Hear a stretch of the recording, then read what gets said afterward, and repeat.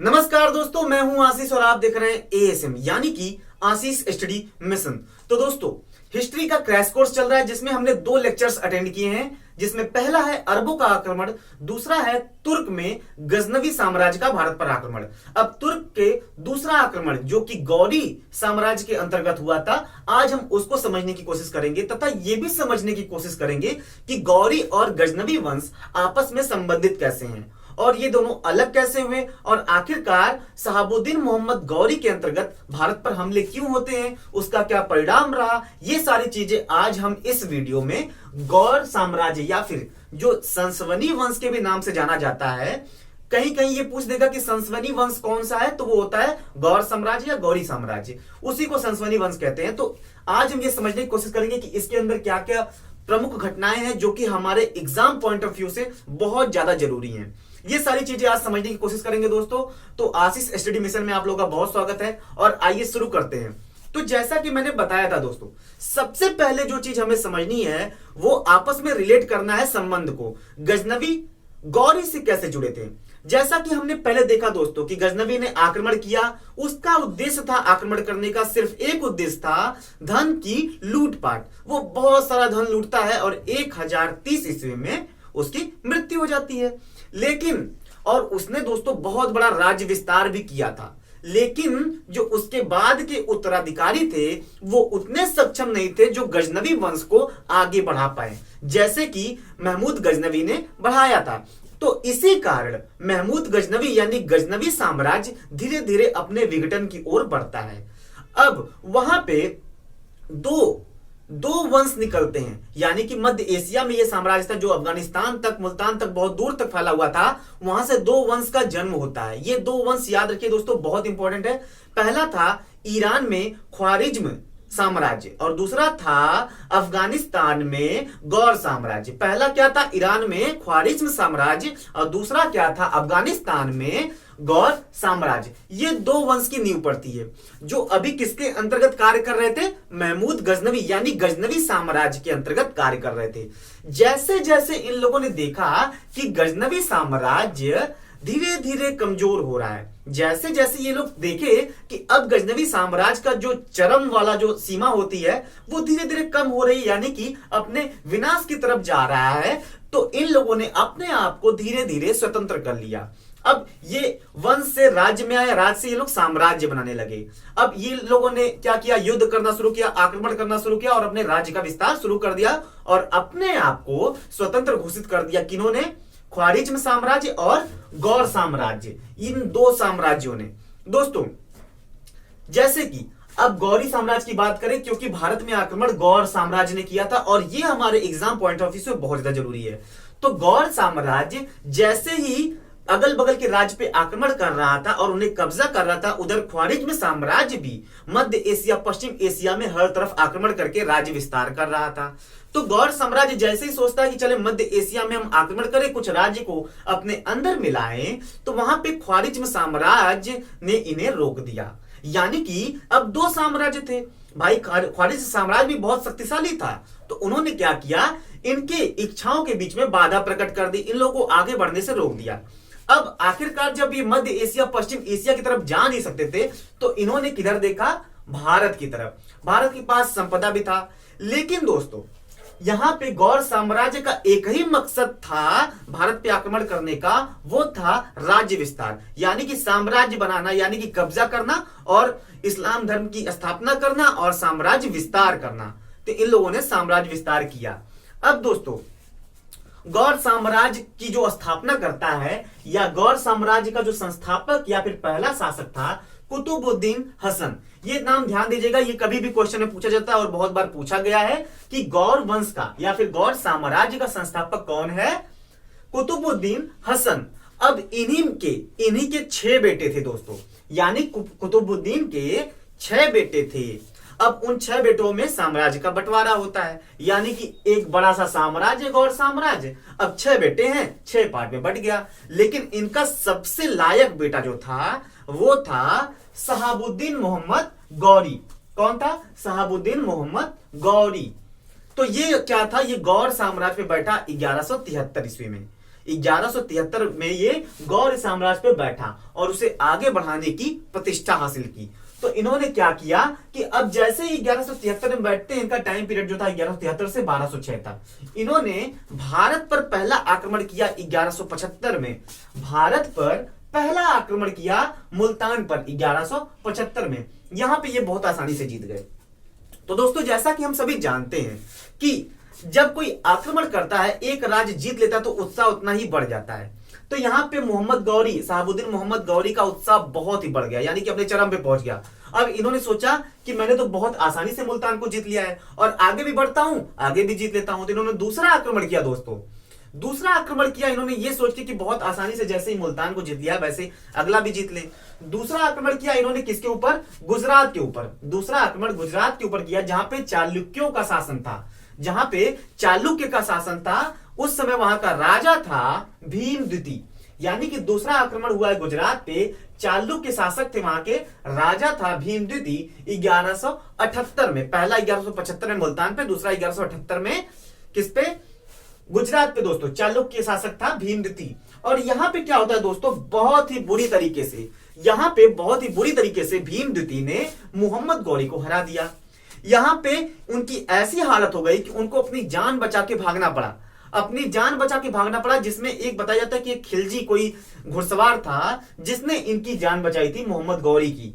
उसके घुड़सवारी पे यानी बताया जाता है कि पीछे बैठ के भागे थे, तो इनकी जान बच गई थी। यहां पे भीम द्वितीय से ये बच गए। तो अब ये हुआ कि ठीक है, जान बच गई, ये फिर गए तैयारी करने लगे। फिर जो महत्वपूर्ण आक्रमण था दोस्तों, जो कि एग्जाम में बार बार पूछा जाता है, तराइन का युद्ध। तराइन का युद्ध था दोस्तों। तराइन के युद्ध को पहले समझने से पहले हम ये समझ लेते हैं कि पृथ्वीराज तृतीय, अगर गौड़ साम्राज्य से क्वेश्चन पूछे जाते हैं तो पृथ्वीराज चौहान तृतीय का नाम जरूर आएगा, क्योंकि ये इस पूरे लेक्चर के सबसे इंपॉर्टेंट पॉइंट में से एक है पृथ्वीराज तृतीय। तो दोस्तों जो पृथ्वीराज तृतीय थे यानी पृथ्वीराज चौहान थे, ये चौहानों में सबसे ज्यादा शक्तिशाली और सबसे ज्यादा जाने जाने वाले पृथ्वीराज तृतीय थे दोस्तों। और ये अजमेर तथा दिल्ली पे शासन करते थे, अजमेर और दिल्ली पे शासन करते थे। तो अब तराइन का प्रथम, यानी कि 1191 में, यानी 1191 ईस्वी में मोहम्मद गौरी ने तराइन में यानी कि पृथ्वीराज पे आक्रमण किया। दोनों की सेनाएं ने तराइन में युद्ध किया। लेकिन एक बात यहां पे याद रखने वाली है दोस्तों, यहां पे ये युद्ध पृथ्वीराज तृतीय की तरफ से उनका सिपह सालार स्कंद लड़ रहा था, जो कि बहुत ही प्रमुख पॉइंट है दोस्तों, और बहुत ही शक्तिशाली था, पावरफुल था, बहुत ही दिमाग वाला सिपह सालार था, जिसकी सहायता से पृथ्वीराज तृतीय ने क्या किया, गौरी को इस युद्ध में हरा दिया। यानी कि तराइन के प्रथम युद्ध में पृथ्वीराज तृतीय ने गौरी को हरा दिया। इनकी तरफ से युद्ध कौन कर रहा था? पृथ्वीराज तृतीय की तरफ से स्कंद, जो कि इनका सिपह सालार था दोस्तों। अब यहां पे भी अपनी जान बचा के भागना पड़ा गौरी को, भाग गए। अब दोस्तों जैसा कि अब एक चीज समझ में आती है कि जैसे बड़ी आसानी से पृथ्वीराज तृतीय ने क्या किया कि तराइन का प्रथम युद्ध जीत लिया, तो इन्होंने क्या किया कि अंडर एस्टिमेट कर लिया मोहम्मद गौरी को। इन्होंने सोचा हमने तो इसको बड़ी आसानी से हरा दिया, यानी कि हमने इसको बड़ी आसानी से हरा दिया, अब इसकी हिम्मत नहीं होगी दोबारा से आक्रमण करने की। ये वापस गया। वापस जाने के बाद इसने क्या किया कि इसने सेना संगठन शुरू कर दिया। अगले साल युद्ध करने के लिए सेना संगठन शुरू कर दिया। एक बहुत ही विशाल सेना, बहुत ही विशाल शक्तियों का निर्माण किया आक्रमण करने के लिए। और इन सबसे बेखबर थे कौन? पृथ्वीराज तृतीय। यहां पे इन सबसे बेखबर थे पृथ्वीराज तृतीय, और यहां पे तैयारी कौन कर रहा था एक साल से? मोहम्मद गौरी। लेकिन दोस्तों एक चीज और ध्यान देने वाली है, पृथ्वीराज तृतीय का इस युद्ध में बहुत से राजपूत राजाओं ने साथ भी दिया था। और स्कंद जो था सिपह सालार था, जो कि बहुत ही प्रभावशाली सिपह सालार था, जिसके अंडर में इनको जीत मिली थी। दूसरा, इन्होंने कभी एक्सपेक्ट नहीं किया था कि मोहम्मद गौरी फिर से आक्रमण करेगा, इसलिए इन्होंने उनके साम्राज्य पे आक्रमण नहीं किया और वो अपनी धीरे धीरे तैयारी करता रहा। दूसरा आक्रमण जो हुआ दोस्तों तराइन के द्वितीय युद्ध में, और इस युद्ध में स्कंद नहीं था, यानी इनका सिपह सालार जिसकी सहायता से पहला युद्ध जीता गया था, जो इनका सेनापति था, वो दूसरे युद्ध में नहीं था। और इनको मालूम भी नहीं था पृथ्वीराज तृतीय को कि ये युद्ध करने वाला है। इसने बताया जाता है दोस्तों कि 1,20,000 1,20,000 की सेना उतारी, वो भी सुसज्जित हथियारों से, हाथी, घोड़ों, बहुत सारी चीजों के साथ। घोड़े बहुत जो थे तेज तर्रार थे दौड़ने वाले, बहुत सारी चीजों के साथ, बहुत आधुनिक चीजों के साथ इन्होंने 1,20,000, मोहम्मद गौरी ने 1,20,000 सेना को उतारा। और इस युद्ध में पृथ्वीराज तृतीय का किसी भी राजपूत ने साथ नहीं दिया। कुछ लोगों ने दिया, कुछ लोगों ने नहीं दिया। जिसमें न देने वाले में सबसे इंपॉर्टेंट नाम जो आता है दोस्तों, वो आता है कन्नौज के शासन जयचंद्र का। कन्नौज के शासन जयचंद्र का बहुत सारी इतिहासकार ने ये लिखा है कि यहां पे जयचंद्र ने इनका साथ क्यों नहीं दिया, क्योंकि इनकी बेटी को, यानी कि जयचंद्र की बेटी को पृथ्वीराज चौहान भगा के ले गए थे, क्योंकि वो उनसे प्रेम करती थी। इस कारण माना जाता है कि इन्होंने इनका साथ नहीं दिया। लेकिन दोस्तों ये भी यहां पे समझने की बात है, जहां मोहम्मद गौरी ने सिर्फ 1,20,000 सुसज्जित सेना को उतारा, यानी कि बहुत महत्वपूर्ण सेना को उतारा, वहीं पे पृथ्वीराज तृतीय ने 3 लाख सेना को उतारा, जिसमें 300 सिर्फ हाथी थे दोस्तों, यानी कि 1,20,000, उसका डबल से भी कुछ ज्यादा था। 3 लाख सेना को उतारा था किसने? पृथ्वीराज तृतीय ने। लेकिन यहां पे बहुत ही प्रमुख सेनापति होने के कारण, बहुत ही एक माइंडसेट, एक बहुत अच्छी जो होती है प्लानिंग होती है, उसके साथ मोहम्मद गौरी ने 1,20,000 सेना के साथ 3 लाख की सेना को हरा दिया। यह बहुत बड़ी जीत थी, और यहीं से उसने दिल्ली पर अपना क्या कर लिया? कब्जा कर लिया। दिल्ली, अजमेर, हर जगह इसका कब्जा हो गया दोस्तों।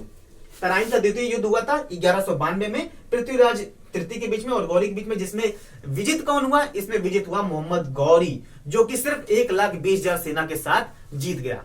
यहीं पे एक इंपॉर्टेंट पॉइंट है, माना जाता है कि यहीं से मोहम्मद गौरी यानी शहाबुद्दीन मोहम्मद गौरी ने इतिहासकारों का यह माना जाता है कि यही इसी युद्ध के पश्चात भारत में इस्लाम धर्म की नींव रखी। अभी अगर कभी भी ये क्वेश्चन आ जाए कि भारत में सबसे पहले इस्लाम धर्म की नींव रखने वाला शासक कौन था? शहाबुद्दीन मोहम्मद गौरी था। पहला शासक शहाबुद्दीन मोहम्मद गौरी था। तो इसी युद्ध के पश्चात इतिहासकारों द्वारा यह माना जाता है कि तराइन के द्वितीय युद्ध के पश्चात मोहम्मद गौरी ने भारत पर इस्लाम धर्म या फिर मुस्लिम धर्म की नींव डाली। ठीक है दोस्तों, इतना पॉइंट क्लियर है। गौर वंश का संस्थापक, भारत पर आक्रमण के उद्देश्य था साम्राज्य विस्तार, ठीक है, और मुस्लिम धर्म की स्थापना। शहाबुद्दीन मोहम्मद गौरी का समय 1173 से 1206 हो गया दोस्तों। पहला आक्रमण मुल्तान पे, दूसरा आक्रमण तो भीम द्वितीय जो कि गुजरात के शासक थे। तराइन का प्रथम युद्ध होता है पृथ्वीराज से, तराइन का द्वितीय युद्ध होता है पृथ्वीराज से, जिसमें पहला जीतते पृथ्वीराज, दूसरा हार जाते हैं, और यहाँ पे इस्लाम धर्म की नींव पड़ जाती है दोस्तों। यहां से अगला इंपॉर्टेंट पॉइंट है, एक और युद्ध इंपॉर्टेंट है, चंदावर का युद्ध। चंदावर का युद्ध उन्हीं के साथ होता है जिस जयचंद्र ने पृथ्वीराज का साथ नहीं दिया था, यानी कि जयचंद्र ने पृथ्वीराज का साथ नहीं दिया था, उन्हीं के साथ युद्ध होता है जो कि कन्नौज के शासक थे मोहम्मद गौरी का। चंदावर का युद्ध होता है 1194 ईस्वी में दोस्तों। इस युद्ध में गौरी जीत गया, जयचंद्र को हरा देता है दोस्तों। तो यहां पे जीत जाता है, और इस उपलक्ष्य में, इस जीत के उपलक्ष्य में माना जाता है कि कन्नौज की विजय के पश्चात ही मोहम्मद गौरी ने सिक्के चलाए, जिसमें एक तरफ देवी लक्ष्मी की आकृति थी और दूसरी तरफ अरबी में कलमा लिखा हुआ था दोस्तों। जैसा कि उन्होंने चंदावर का युद्ध जीत लिया, कन्नौज के शासक जयचंद्र को हरा दिया, जीत गए। अब इसी खुशी में उन्होंने क्या किया? सिक्के चालू किए, यानी सिक्के चलाए। अब इसमें एक तरफ मां लक्ष्मी यानी कि लक्ष्मी देवी जो होती हैं उनकी आकृति छपवाई, दूसरी तरफ अरबी भाषा में कलमा लिखवाया दोस्तों। ये इंपॉर्टेंट पॉइंट है दोस्तों। चंदावर का युद्ध भी याद रखिएगा, बहुत ज्यादा जरूरी है। और दूसरा दोस्तों कि गौरी का भारत पर आखिरी आक्रमण, आखिरी आक्रमण पूछता है कभी कभी, तो 1205 में इसका आखिरी आक्रमण हुआ था, और वापस जाते समय 1206 में वापस लौटते समय 15 मार्च 1206 ईस्वी में गौरी की हत्या की गई। इसमें बहुत सारी घटनाएं दोस्तों। माना जाता है कि पृथ्वीराज चौहान को जब पृथ्वीराज चौहान को इसने हरा दिया था, तो उनके ऊपर ये इल्जाम लगाया था कि ये षड्यंत्र रच रहे हैं लड़ाई का, फिर उनको मार दिया गया था वहां पे। तो कुछ लोग ये कहते हैं कि पृथ्वीराज चौहान ने ही जब ये वापस जा रहा था तो इनको तीर से मारा था, लेकिन दोस्तों इनकी हत्या हुई थी। अब ये स्पष्ट नहीं है कि कैसे हत्या की गई थी। तो 1206 में वापस लौटते समय यहां पे क्या हो जाता है, इनकी 15 मार्च 1206 को मृत्यु हो जाती है, यानी कि इनकी हत्या कर दी जाती है दोस्तों। एक बार फिर से समझ लेते दोस्तों क्या क्या पढ़ा है वो सारी चीजों को। तो दोस्तों गौर वंश का संस्थापक या फिर पहला शासक था कुतुबुद्दीन हसन। भारत पर आक्रमण करने का गौरियों का उद्देश्य क्या था? मुस्लिम धर्म की स्थापना तथा साम्राज्य विस्तार, राज्य स्थापना या फिर साम्राज्य विस्तार कह सकते हैं। कुतुबुद्दीन हसन के 6 बेटे थे दोस्तों, जिसमें बराबर राज्य का बंटवारा होता है, जिसमें सबसे ज्यादा लायक जो था गौरी यानी शहाबुद्दीन मोहम्मद गौरी था, लायक था और डिपेंडेंट था, जो साम्राज्य विस्तार कर सकता था। गौरी के साम्राज्य में बैठा और 1173 से 1206 इसका टाइम पीरियड माना जाता है दोस्तों। इसका पहला जो आक्रमण हुआ वो था मुल्तान पे 1175 में, जो जीत गया था। फिर दूसरा आक्रमण होता है गुजरात के चालुक्य शासक भीमद्युति पर 1178 में, जिसमें भीमद्युति ने इसको हरा दिया और ये अपनी जान बचा के भाग जाता है। इसके बाद प्रमुख आक्रमण है दोस्तों तराइन का प्रथम, तराइन का द्वितीय युद्ध। तराइन के प्रथम युद्ध में पृथ्वीराज तृतीय और पृथ्वीराज चौहान तृतीय और मोहम्मद गौरी के बीच में युद्ध होता है, जिसमें पृथ्वीराज चौहान जीत जाते हैं। दूसरा युद्ध होता है 1192 में, 1 साल बाद तराइन का द्वितीय युद्ध होता है, जिसमें पृथ्वीराज और गौरी के मध्य होता है, जिसमें पृथ्वीराज अब की बार हार जाते हैं। पहली वाली में पृथ्वीराज जीते थे, दूसरी वाली में पृथ्वीराज हार जाते हैं दोस्तों। इतिहासकारों का मानना है कि ये जो दूसरा युद्ध था तराइन का, इसी के पश्चात गौरी ने भारत पर इस्लाम धर्म की नींव रखी। ये बहुत ज्यादा इंपॉर्टेंट पॉइंट है कि ऐसा कौन सा तुर्क शासक है या फिर पहला शासक है जिसने भारत पर मुस्लिम धर्म की नींव रखी या फिर इस्लाम धर्म की नींव रखी? तो शहाबुद्दीन मोहम्मद गौरी। अगला प्रमुख युद्ध है चंदावर का युद्ध। कन्नौज के शासक जयचंद्र के तथा मोहम्मद गौरी के बीच में, जिसमें जयचंद्र को उसने आसानी से हरा दिया। इसी उपलक्ष्य में इसने सिक्के जारी किए, जिसमें एक तरफ देवी लक्ष्मी तथा दूसरी तरफ अरबी में कलमा लिखा हुआ था दोस्तों। यही चीज याद रखिएगा। आखिरी आक्रमण जो होता है इसका 1205 में होता है और 1206 में वापस जाते समय 15 मार्च 1206 को ईस्वी की गौरी की हत्या कर दी गई। इस हत्या के बहुत सारे कारण होते हैं, जैसे दोस्तों बहुत सारी बातें प्रचलित हैं। पहले तो यही माना जाता है कि जब यहाँ पे पृथ्वीराज तृतीय हार गए थे तो उनके ऊपर ये झूठा आरोप लगाया गया था कि ये आक्रमण करने के विचार में हैं, संगठन कर रहे हैं, तो उनको मार दिया गया था। लेकिन यहाँ पे बहुत सारे लोगों का मानना है, बहुत इतिहासकारों का मानना है कि इनके ऊपर पीछे से तीर से हमला भी पृथ्वीराज तृतीय ने किया। तो इसके बारे में कोई साक्ष्य नहीं है दोस्तों, बस ये सब बातें हैं। लेकिन 1206 में इसकी हत्या हो गई थी। अब दोस्तों जो भी इंपॉर्टेंट पॉइंट थे गौर साम्राज्य या संसवनी वंश या फिर मोहम्मद गौरी से रिलेटेड हमने सारे देख लिए और एग्जाम्स में यही कहीं से क्वेश्चंस बनते हैं। बस ये चीजें है कि आप एक बार ध्यान से पढ़ लेंगे तो बहुत आसानी से क्वेश्चंस अटेम्प्ट कर पाएंगे दोस्तों। और अगर दोस्तों आपने पिछली 2 वीडियो नहीं पढ़ी है, अरबों का आक्रमण तथा महमूद गजनवी का आक्रमण, तो मैं वीडियो की लिंक डिस्क्रिप्शन में डाल दूंगा, आप वहां जाएं, विजिट करें, वॉच करें, वीडियो को लाइक करें, शेयर करें, सब्सक्राइब करें। दोस्तों चैनल को सब्सक्राइब करना मत भूलिए, आने वाली सारी वीडियोस आपको फ्री मिलने वाली हैं। तो दोस्तों अब हम अगले वीडियो में सल्तनत टाइम पीरियड, सल्तनत काल यानी कि यहां से गौर साम्राज्य के बाद सल्तनत काल शुरू होता है, उसको कवर करेंगे। लेकिन दोस्तों अभी के लिए इतना ही, बस जय हिंद जय भारत।